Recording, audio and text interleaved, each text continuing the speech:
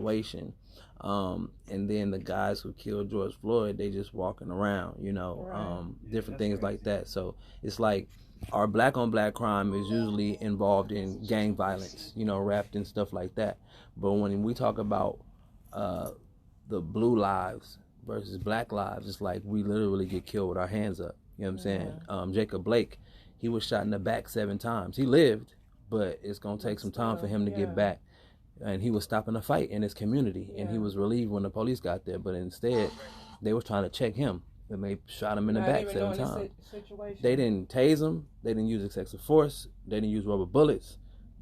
They literally shot that man 7 times in the back. You feel me? And so I'm just tired of it, bro. I'm tired of seeing that happen in all communities around the world, because it's not just America. I'm tired of the dark-skinned people being oppressed, no matter what culture your background is. There's always a dark people in that community, and I'm tired of us being oppressed all over. So that's what that's about, man. The other track, Out Here, is kind of similar, but I'm not with the government stuff, bro. I'm with the kingdom. You feel me? And the kingdom teaches how to live spiritually, and it brings it out into your actual fleshly life, your world. You feel me? And so I live, by the kingdom, bro. I live and what the word tell me how to live spiritually through Jesus Christ. So, do you have a hard time with the balance? Because sometimes when you talk about kingdom stuff versus government versus politics and different things. How do you find the balance? Like, what's in your music?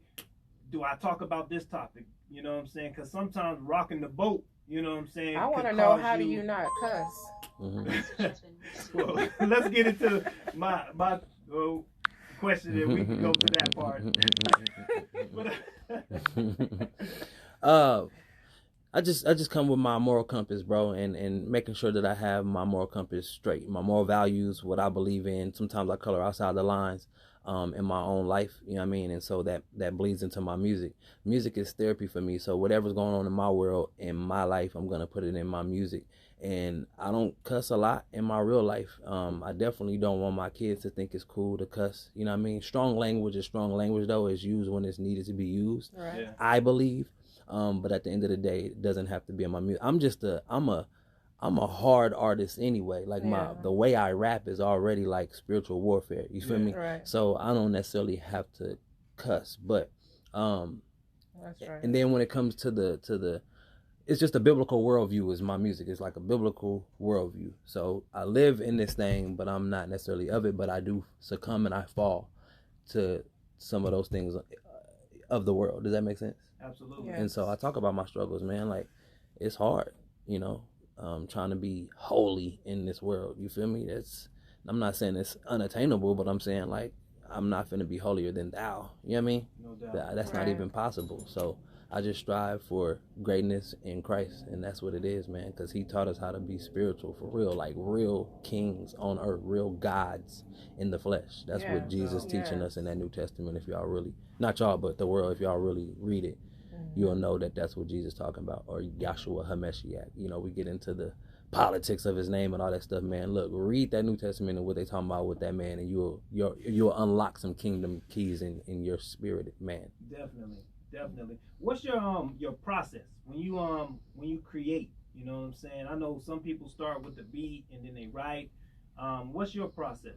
I don't have one process, but I could say this. So I can write without a beat, and then I could pick a beat later. I could also, if the beat come on, I let the beat speak, and if it's not saying nothing to me, I'm not gonna write over the beat. I'm just, So if he's not feeling it, he's not gonna write on it. Because it wants to move you. Yeah, it wants me to say something on top of it, and it's trying to tell me what it wants me to say. Of course, it's between me and the spirit realm, but at the same time, that beat jumped out at me for a reason. It's like people. And then anyway, connection, right? Energy. Yes. And that's what music is. And then on the other side, I can go to the studio and just freestyle. If I got the time, I can just punch in a whole song, you know what I'm saying? And it just be clean. So I like that because I got more creative space and time in the studio. But a lot of times we got to pay for studio time, and studio time is not cheap, especially if you want it to sound good. So I usually come to the studio ready to go. So that's 3 or 4 of my processes that I do to create music. Absolutely. Do you have your own studio? No, I did at one point. I didn't want to learn how to engineer. It's just a lot. I'm not an octopus, you feel me? Yeah. So I like paying people for their expertise. Gotcha. So if they're expert in engineering, I want you to record my music. If you're an expert in producing, I want you to produce my music. Yes, we can all do it ourselves, but I feel like I would be taken away from what my real message is, and that's the music. Yeah. That's the lyrics on top of the beat. You feel me? And then it kind of gets complicated, you know what I'm saying? Yeah. Because when you got all those things to do, it's like, you know, it all of it takes time. Yeah. So, you know what I'm saying? You can't be, you know, engineering your own stuff and then going live on Facebook and doing your promotion. And, yeah, buddy. You know what I'm saying? You know what I'm talking about. Yeah, no, I know exactly. It's a lot, man. You know what I'm saying? Because I had to do it all myself as well. You know what I'm saying? I've never actually had. Well, no, I take that back.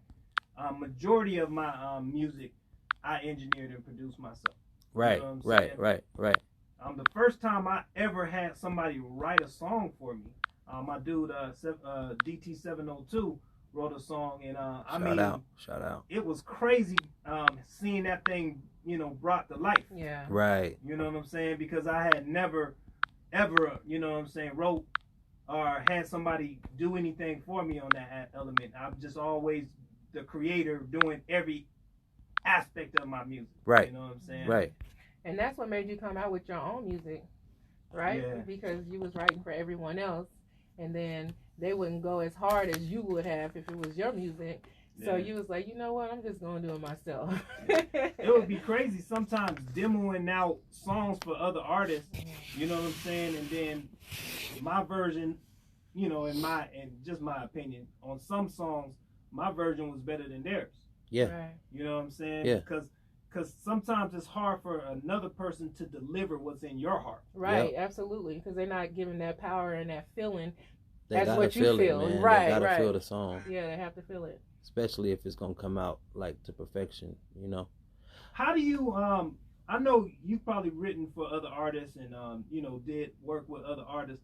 How do you take what's in your heart and put it in a way where another artist can implement that side?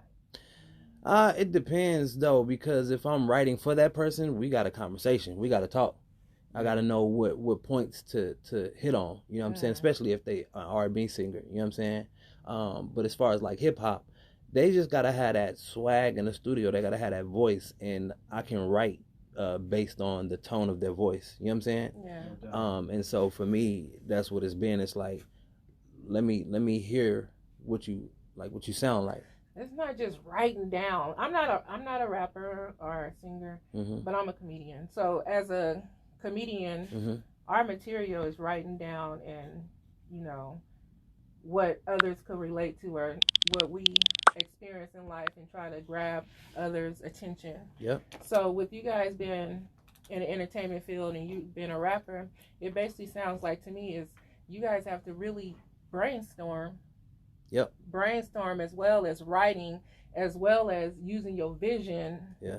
Because eventually you're gonna want a video, and as well as having your own swag. That's a lot. All it's the same though. Like I feel like it's a rap, like a rapper. It's a rap, all wrapped in one. I feel like I don't know.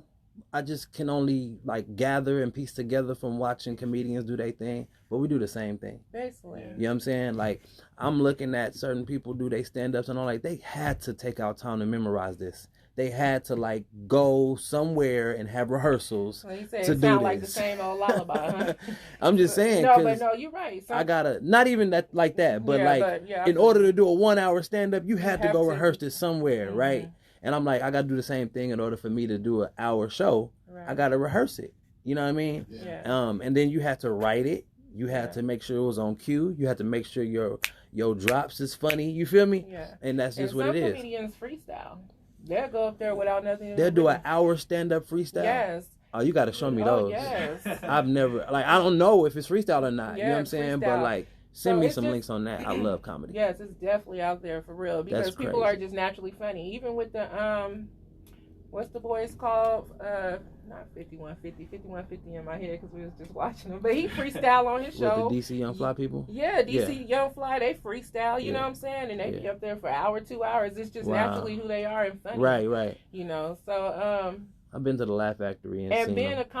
being a comedian, you standing on stage with no music, no beats, just talking. Just your voice and you. Right. Yeah, that's gotta be you know what I'm saying? Though. That's like, what the fuck are y'all looking at me like that And you for? gotta be funny. You gotta be funny. It's like, you gotta really bring it. I mean, the pressure though, the pressure. Like I couldn't see, you know. I mean, being an artist, you know, you can kind of operate with the crowd. Sometimes the crowd ain't with you, but you can run out there, jump in people's faces. You know what I'm saying? Sit next to folk, whatever the case may be, to help people get hyped up. But I don't see how. You know what I'm saying? You can go up there with your stuff written down and still be funny. Like, and you just don't know what kind of mood they're in. You know what I'm saying? Man, comedians be bagging too. Bagging, They'll bag on you in the heartbeat if they kind of losing flow. They'll start bagging on you in the crowd.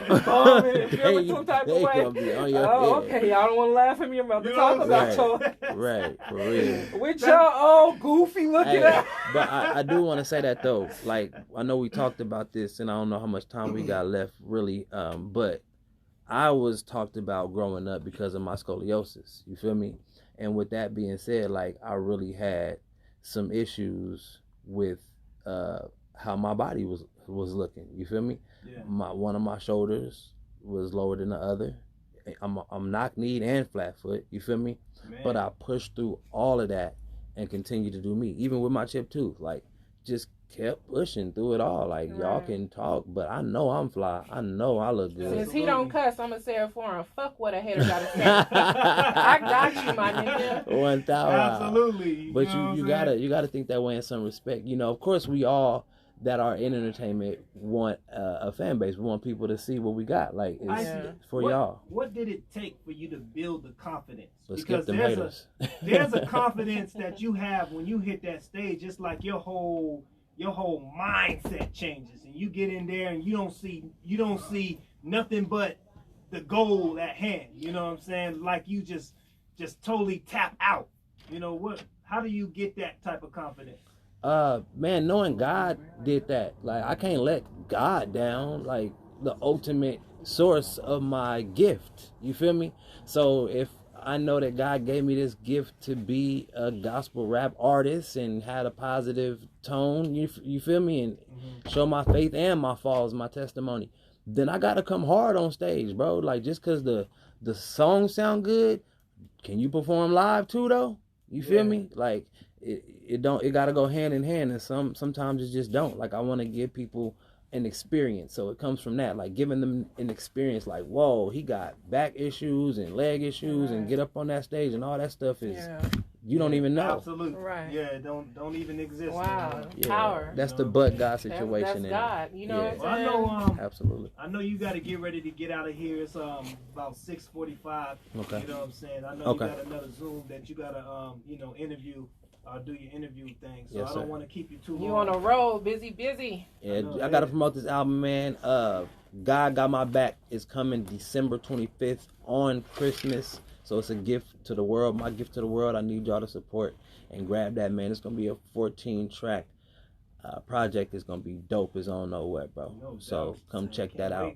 Can't wait to get that, man. Make sure you shoot it to us so we can post the links. 100. You know what I'm saying, and support, and we're gonna be spinning your music over here as well. Thank you very much. Y'all go check out my video, Jesus Rose / all of them, and go check out Gospel Trap Music while you waiting. GTM online. That's GTM, stands for Gospel Trap Music. And visit my site, man, ICJONEZ.com. It's ICJONEZ.com, and everything will pop up if you just search IC Jones anywhere. That's me, all over the world. Yeah. On your way out, man, let's go ahead and introduce that video, Jesus Rose, right quick. Yo, man, shout out to 731 Films, and shout out to Spare Change, IG The Label, D-Baby, for helping me with this video, man. This is Jesus Rose / all of them. Let's go. Yeah. Thanks for being here with us, Thank you. Thank y'all for the opportunity. Yes.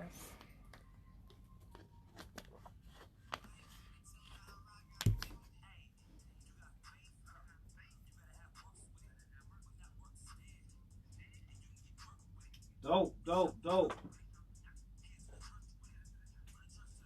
IC, if you want, you can go in this room right here and get ready for your okay. Thanks. Hey. 5 in with the queen. Hey.